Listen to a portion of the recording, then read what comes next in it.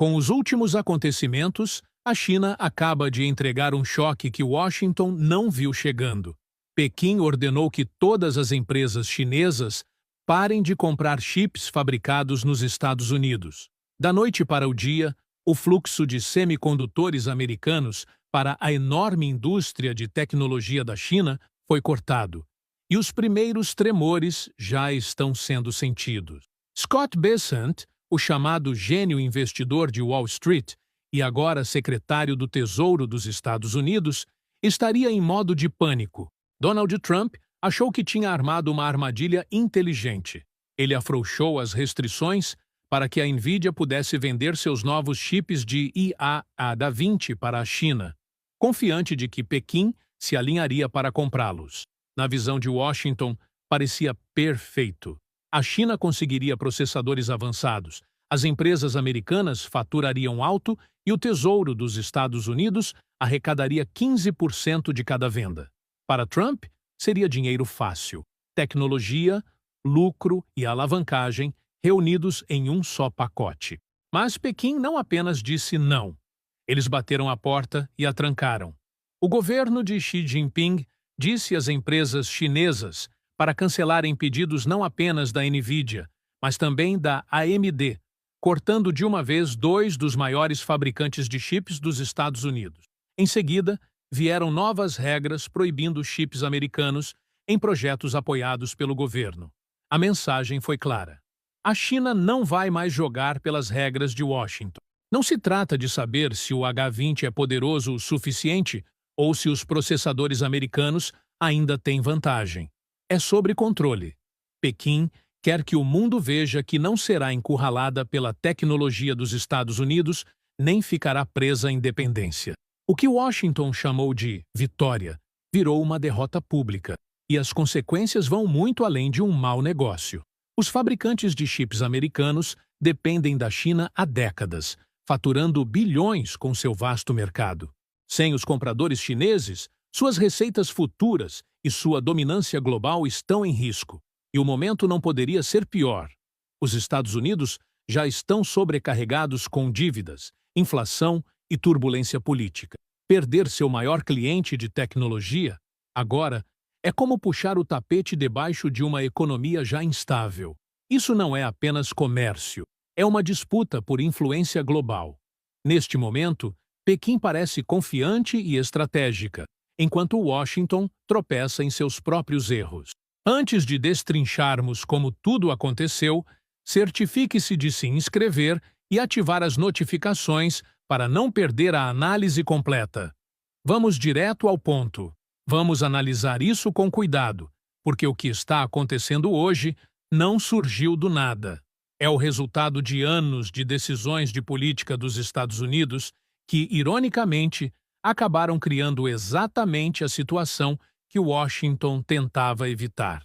Por mais de uma década, a estratégia de Washington foi manter a China longe da vanguarda dos semicondutores. Administrações de ambos os partidos seguiram a mesma abordagem: apertar regras de exportação, restringir o acesso aos processadores mais avançados e bloquear a venda de ferramentas críticas de design e equipamentos de fabricação. A lógica parecia simples o bastante. Se a China não conseguisse colocar as mãos nos chips mais rápidos, seu progresso em áreas como inteligência artificial, supercomputação e manufatura avançada ficaria estagnado. No papel, a estratégia parecia sólida. Mas, enquanto Washington estava ocupado escrevendo restrições, Pequim estava ocupado construindo. A China despejou dezenas de bilhões de dólares em sua própria indústria de semicondutores. Parques industriais inteiros foram dedicados à fabricação de chips. As universidades expandiram programas de engenharia, formando milhares de especialistas. E governos locais ofereceram subsídios para empresas que atuavam em tudo, desde design de chips até equipamentos de litografia. O progresso foi desigual no início, mas constante e, em alguns casos, mais rápido do que os formuladores de políticas dos Estados Unidos esperavam. Uma lacuna que analistas diziam que levaria uma década para fechar foi reduzida em apenas 4 ou 5 anos. Isso deveria ter sido um sinal de alerta. Mesmo assim, em Washington, a maioria assumiu que a China permaneceria dependente por muito mais tempo. Então veio a guerra comercial de Trump. E foi aí que o ritmo acelerou ainda mais. Tarifas sobre produtos chineses, sanções abrangentes contra empresas de tecnologia e novas restrições de chips foram impostas uma atrás da outra. O objetivo era colocar Pequim na defensiva, enfraquecer sua posição de barganha. Mas o efeito foi o oposto. Em vez de desacelerar, a China tratou isso como uma missão nacional para se libertar dos fornecedores americanos. Ser cortada tornou-se o combustível que a levou a redobrar seus esforços. Cadeias de suprimentos inteiras foram redesenhadas. O investimento em alternativas domésticas disparou. O que antes era uma ambição de longo prazo virou uma prioridade urgente. Eventualmente, Washington percebeu que suas próprias empresas estavam sangrando com essas restrições. Nvidia, Qualcomm, Intel, todas tinham negócios profundos na China. E sem aquele mercado, bilhões de dólares em receita estavam desaparecendo.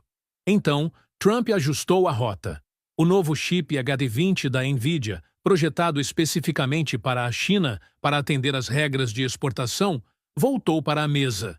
Para torná-lo politicamente atraente, ele adicionou uma taxa de 15% sobre cada venda, vendendo a ideia como uma jogada inteligente para a economia dos Estados Unidos. Em teoria, a China conseguiria parte do hardware de que precisava. As empresas americanas recuperariam seus maiores clientes e o Tesouro arrecadaria bilhões. Mas Pequim não caiu na armadilha. Em vez disso, foram emitidas orientações dizendo às empresas chinesas para cancelarem pedidos de chips dos Estados Unidos, incluindo o H20. O momento foi calculado. Até então, a China já havia lançado seus próprios sistemas de IA de alto desempenho, como o DeepSeek, que mostraram que a tecnologia doméstica podia competir de igual para igual com as plataformas ocidentais. Sua estreia abalou o setor porque provou algo que Washington esperava que não fosse verdade. A China não precisava mais esperar pelo hardware americano para avançar.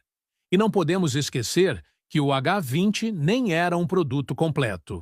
Era uma versão rebaixada, deliberadamente limitada em algumas capacidades para atender às regras de exportação dos Estados Unidos. Da perspectiva de Pequim, isso não era parceria, era humilhação. Pagar mais caro por chips mais fracos e, por cima disso, deixar Washington cobrar um pedágio? Isso não parecia cooperação, parecia dependência com pedágio. Então, Pequim fez sua escolha. Eles pisaram no freio das importações de chips dos Estados Unidos e transformaram isso em uma exibição pública de confiança. A mensagem para Washington foi clara. As empresas chinesas não vão mais construir seu futuro com processadores americanos. E a mensagem para o resto do mundo foi igualmente poderosa. A China está pronta para caminhar com as próprias pernas. Esse momento não é apenas sobre rejeitar um chip ou uma empresa. Mostra o quanto o equilíbrio mudou para os Estados Unidos. A proibição é um aviso de que a estratégia de restringir acesso chegou ao limite. Para a China, é a chance de provar que anos de investimento e preparação finalmente estão dando resultado. Quando falamos sobre a dependência dos Estados Unidos em relação à China no setor de tecnologia, não estamos descrevendo um mercado secundário ou uma fonte de receita menor. Estamos falando de uma das maiores bases de consumidores e ecossistemas industriais do planeta. Um mercado tão crítico que perdê-lo pode abalar o balanço financeiro de empresas inteiras. Veja a Apple. Por anos, a China foi tanto um mercado-chave quanto seu principal centro de produção. Em 2023, quase 19% da receita global da Apple veio da Grande China, quase 1 em cada 5 dólares. E não são apenas iPhones vendidos em Pequim ou Xangai. São também as fábricas, fornecedores e cadeias logísticas que mantêm os lançamentos globais da Apple no cronograma. Se Pequim apertar as restrições, a Apple sofre em dobro, queda de vendas e gargalos na produção. E a escala é visível fora dos Estados Unidos. A China tem mais lojas da Apple do que qualquer outro país. Agora olhe para a Nvidia, o rosto do boom da IA americana.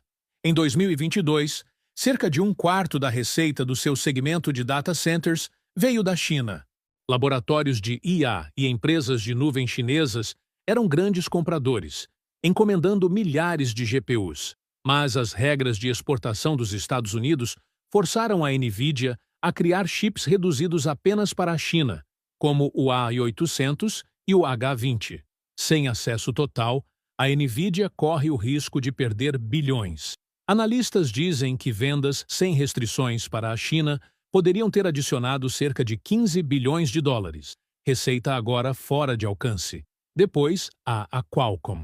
Seus chips alimentam marcas chinesas de smartphones, como Xiaomi, Oppo e Vivo. Em 2023, a China representou 64% da receita total da Qualcomm. E esses processadores não ficam só na China. Eles são enviados para o mundo todo. Sem essa escala, a Qualcomm teria dificuldade para financiar a pesquisa e desenvolvimento necessários para se manter competitiva. Até empresas que não dependem tanto de vendas de hardware sentem o peso do mercado chinês. A Microsoft ganha receita constante na China com licenças do Windows, softwares corporativos e serviços de nuvem Azure, muitas vezes entregues por meio de joint ventures e parceiros locais.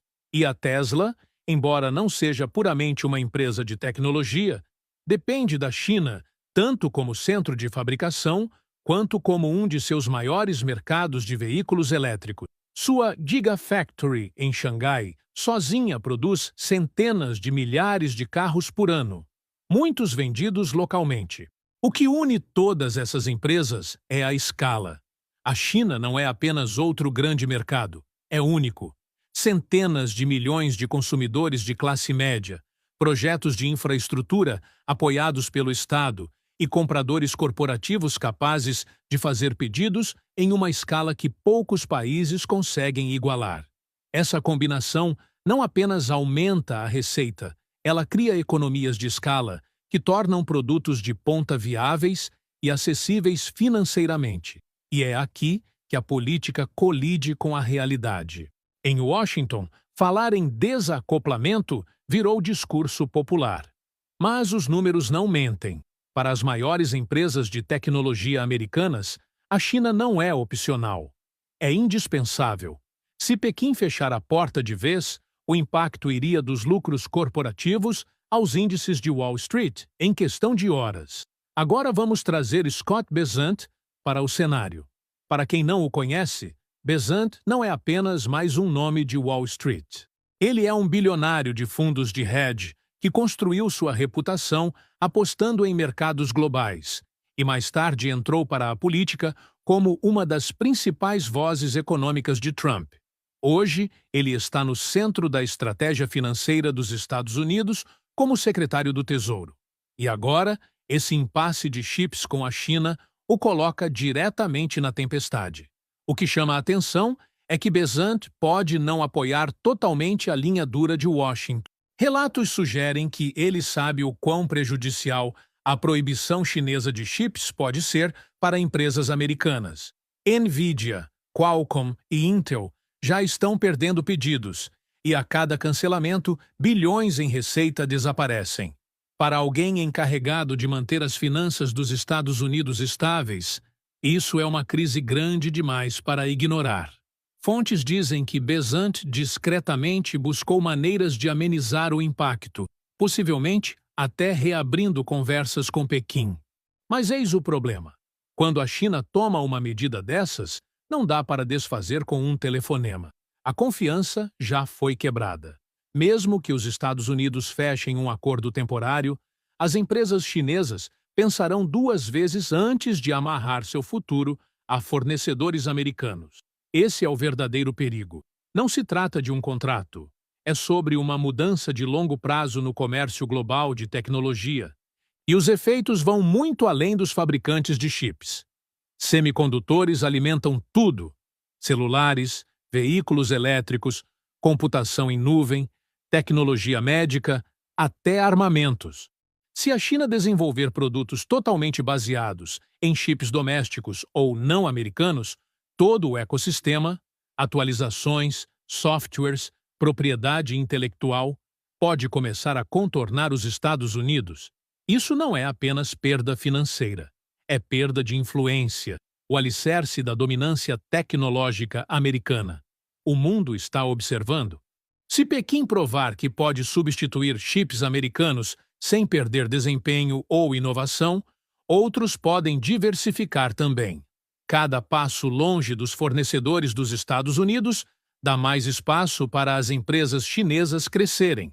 E a cada mercado que muda, o controle de Washington sobre a liderança tecnológica escorrega mais. Por décadas, a vantagem americana em semicondutores foi a espinha dorsal de seu poder global. Com um movimento ousado, Pequim agora está testando o quão frágil essa dominância realmente é. Em todos os Estados Unidos, fabricantes estão acordando para uma dura realidade. As peças e materiais de que dependem, máquinas especializadas, componentes de precisão, até insumos básicos, agora estão mais caros, difíceis de encontrar e às vezes nem chegam. O que antes era um fluxo constante de mercadorias vindas do exterior virou atrasos, custos de frete em disparada e burocracia sem fim. No chão de fábrica, o impacto é imediato. Pedidos que antes ocupavam turnos inteiros estão secando. Gerentes estão cortando horas, reduzindo produção e até fechando linhas para sobreviver. Trabalhadores que esperavam estabilidade sob o slogan de trazer empregos de volta, agora enfrentam contra-cheques menores e galpões vazios. O que foi vendido como renascimento industrial parece mais um modo de sobrevivência. E isso não é só sobre a China. A guerra comercial se ampliou, tensionando relações com aliados dos Estados Unidos também. Europa, Ásia e outros estão reavaliando parcerias com Washington. Ameaças constantes de tarifas e políticas imprevisíveis os fazem questionar. Os Estados Unidos ainda são um parceiro confiável? Cada vez mais, a resposta é não. É por isso que países estão discretamente construindo novos sistemas fora do controle americano. Blocos comerciais regionais, redes financeiras alternativas e parcerias que contornam Washington. Quando essas estruturas estiverem firmes, os Estados Unidos não conseguirão mais ditar os termos como fizeram por décadas. E esse é o quadro maior. Enquanto autoridades americanas correm atrás de vitórias de curto prazo, o sistema global de comércio está sendo reconstruído sem elas. O perigo não é só pagar mais caro hoje. É o momento em que o mundo percebe que não precisa mais da América para manter as engrenagens girando. Quando isso acontecer, a influência dos Estados Unidos não só enfraquece, ela pode ruir. Então a pergunta agora é simples. Washington já perdeu o poder de moldar a economia global? Ou ainda há um caminho de volta?